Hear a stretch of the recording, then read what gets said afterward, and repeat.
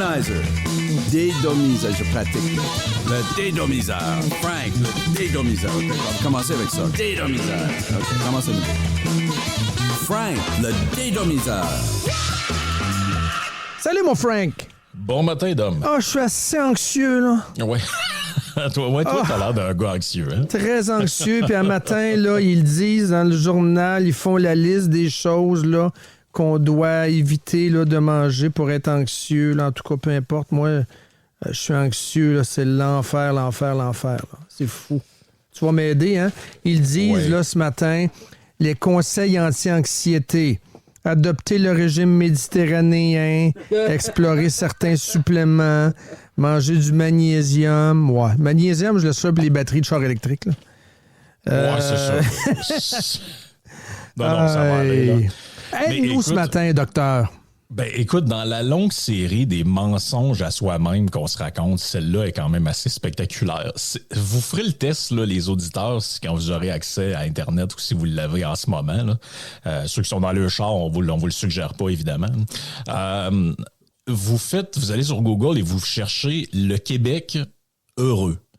Et là, vous allez trouver une série d'articles, là, mes amis. C'est un en arrière de l'autre, nous expliquer que le Québec fait partie des nations les plus heureuses au monde. Les gens sont heureux ici. Et qu'on c'est est effrayant. heureux. Regarde, j'en ai un ici dans l'actualité. Ça date d'il y a quelques années quand même, mais on nous parle du gène québécois du bonheur.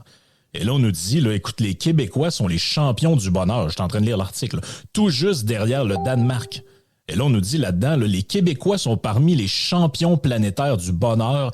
Ils sont plus heureux que les autres Canadiens, plus heureux que les Américains, que les Britanniques, les Français, plus même que les Norvégiens, les Suédois et les Finlandais. Un seul pays nous bat, nous dit-on dans cet article, le Danemark.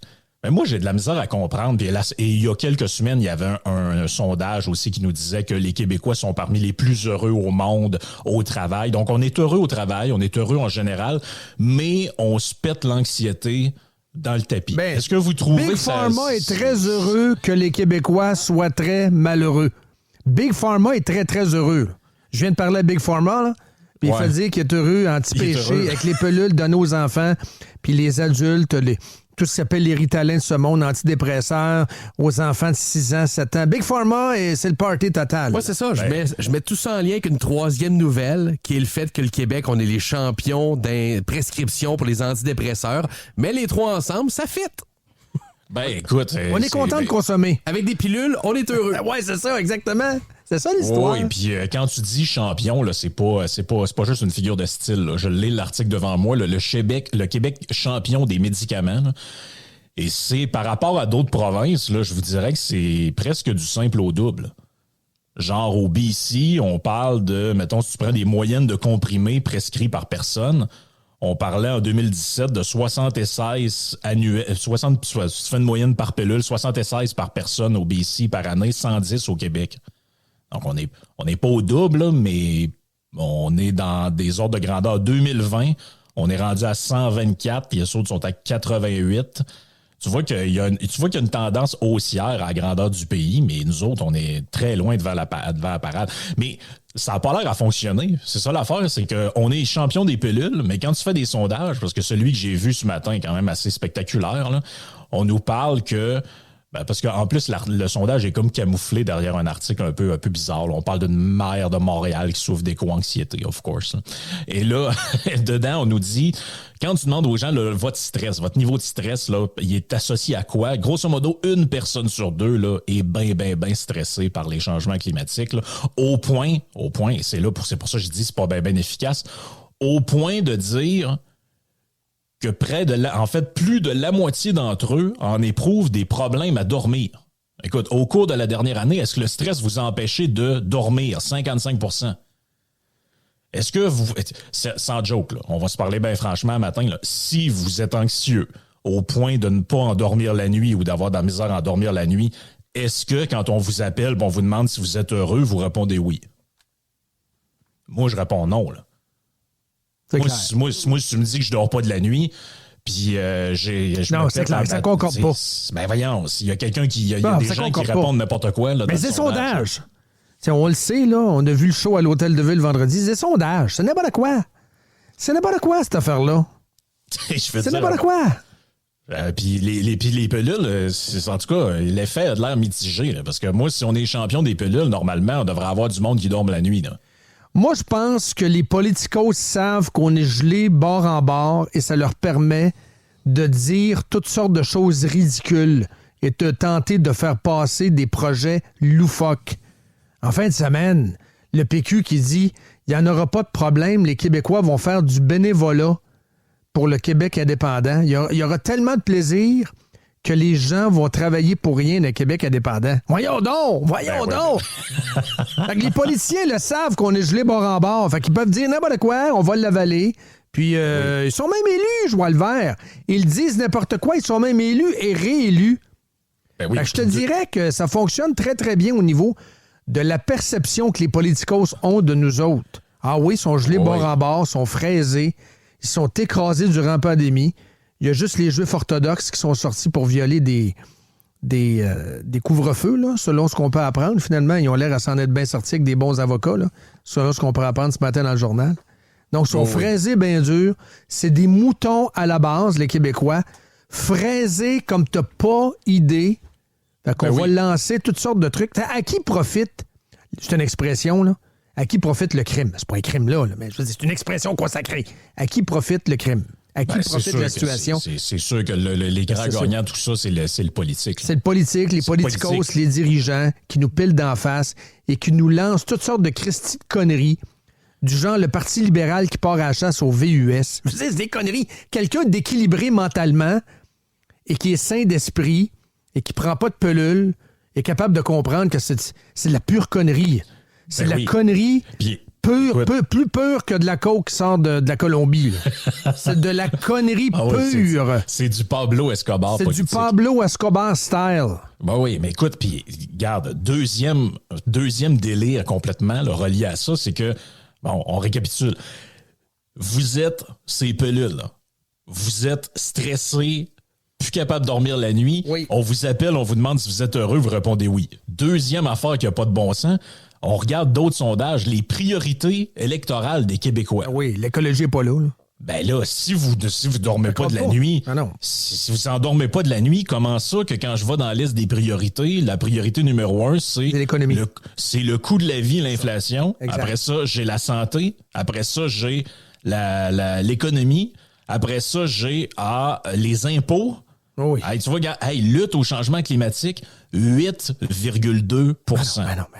Mais comment voyons, excusez, mais si vous avez répondu à un sondage à matin, dites que vous avez répondu, moi, changement climatique, j'en dors pas de la nuit, je fais comme cette mère de Montréal, je milite dans des trucs là, parce que je suis plus capable de gérer mon anxiété.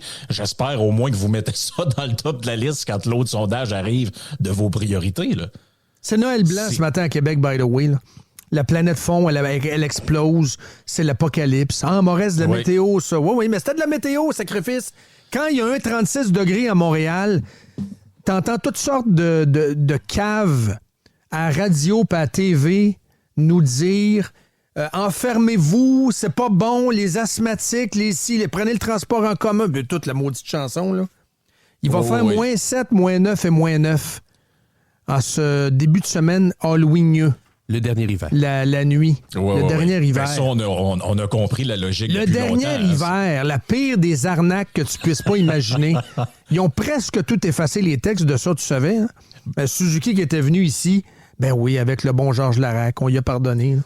Ah oui, ça, c'est comme les chroniques. Ça, c'est comme les chroniques de journal où on voulait envoyer du monde à Gagnon puis tout ça. Oui. Ça, on les a pas tout effacés. Il en reste. Là. Non, il en reste. Mais l'histoire de Suzuki qui était venu au Château Frontenac, on s'en souvient. Dehors, là, pas dans le Château Frontenac, mais dehors, pour faire un genre de game de hockey pour dire la planète fond, c'est la fin de l'hiver. On a un extrait de ça encore qui traîne dans les banques en disant c'est it's the end of downhill skiing. C'est la fin. Oui. C'est la fin du ski. Moi, je pense qu'il y a eu beaucoup de neige. Regardez les articles d'archives, là. L'année passée, l'hiver passé, il y a eu beaucoup de neige à Québec, là, dans les stations de ski. Mais on se fait manipuler matin, midi, soir par des menteurs, des manipulateurs, des fraudeurs intellectuels.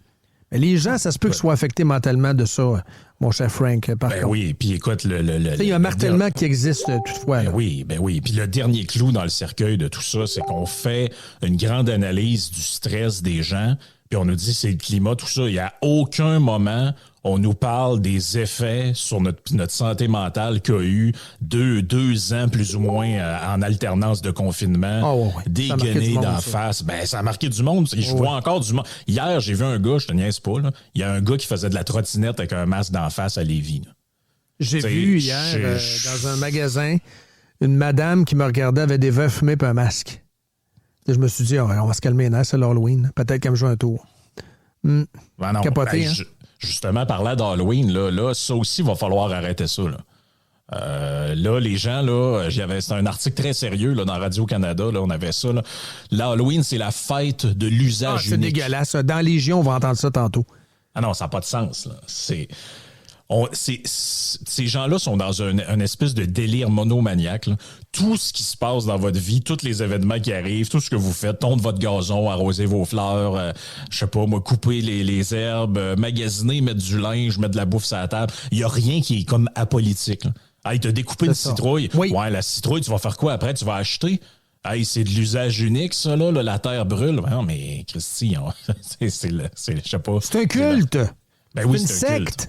Ben oui, c'est un culte qui prône un genre de carême permanent. Vous savez, c'est quoi le carême? Là? C'est le bout pendant l'année où là, tu manges plus trop, tu fais un jeûne, puis c'est à l'image du Christ dans le désert. Là. Ben, eux autres, c'est comme un genre de carême permanent. Là. C'est un clergé qui édicte des règles sévères imposées à un peuple qui, malheureusement, est abruti. On patauge dans une misère intellectuelle. On est très, très dépendant des médias, surtout les unilingues français. On est captif. Mais regarde, la beauté des choses, c'est que ça décline. Là, si tu regardes les codes d'écoute, d'après moi, ça décline pas pire. Puis les jeunes générations, ils regardent pas la TV. Je jasais avec mon plus vieux, Victor, là, il disait, LCN, ça existe encore. Il me dit ça en fin de semaine. Non, oui, ben c'est ça. Ça existe. TVA, il fait partie des... c'était quoi le sondage qui nous disait? 6 jeunes sur 10 sont complètement débranchés des médias. Ben oui. Un sondage qu'il y avait. Celui-là, par exemple, j'aurais tendance à croire qu'il est assez vrai, honnêtement. Celui-là, on le garde. Il y a ben de non, mais sans joke, celui-là, il correspond à l'observation que tu peux faire chaque jour si tu parles avec des gens plus jeunes. Parce que l'autre, là, c'est ça qui est... Tu sais, quand je vois des données de même, je me dis tout le temps, est-ce que ça correspond un peu au feeling que j'ai quand je parle aux gens qui m'entourent? Est-ce que, vous pouvez vous poser la question, là, sans joke, est-ce que quand vous faites votre vie là, de tous les jours, est-ce que vous avez l'impression que 50% des gens ont l'air à pas dormir de la nuit à cause du climat? Non, je pense que poser la question, c'est y répondre. Là. Oh, franchement. Maudit que t'es downer, puis je te laisse là-dessus. Moi, je suis au pays de Candy, avec mon chef, Paul Saint-Pierre, plat de bonbons. C'est extraordinaire. On aura une équipe, hein, Frank, tu sauras. Tu pourras pas la dédomiser. C'est notre équipe. Puis on va aller à l'ONU aussi, hein, ça marche tellement bien. Est-ce qu'on va être à l'OMS aussi? Bon, oui, on va être à l'OMS. Des vaccins pour tous. Pourquoi pas? À journée longue. Et que dire? On va faire du bénévolat. C'est ça la nouveauté quand même. Tous les Québécois feront du bénévolat, tellement on va être fiers que le oui ait gagné. Ça s'est dit, ça. Oh oui, à l'ONU avec l'autre agité du bocal, là, Guterres. Ah oui, regarde, on va être dans le gagagourou, pas à peu près. On va envoyer GND là-bas, l'affaire est ketchup, et ça sera tout un hiver communiste. On va aller à l'école communiste. La riposte communiste, t'as vu ça en terminant? La riposte socialiste aura une école communiste léniniste à Montréal. On en reparle. Mais ça, il faut fouiller ça, hein? T'as vu les annonces? À Montréal, il y aura une école léniniste cet hiver. Ben oui, ça manquait vraiment à Montréal. Là, ça, c'est... Oui, exactement. Hey, bon podcast, gang. Salut, bye. Ciao.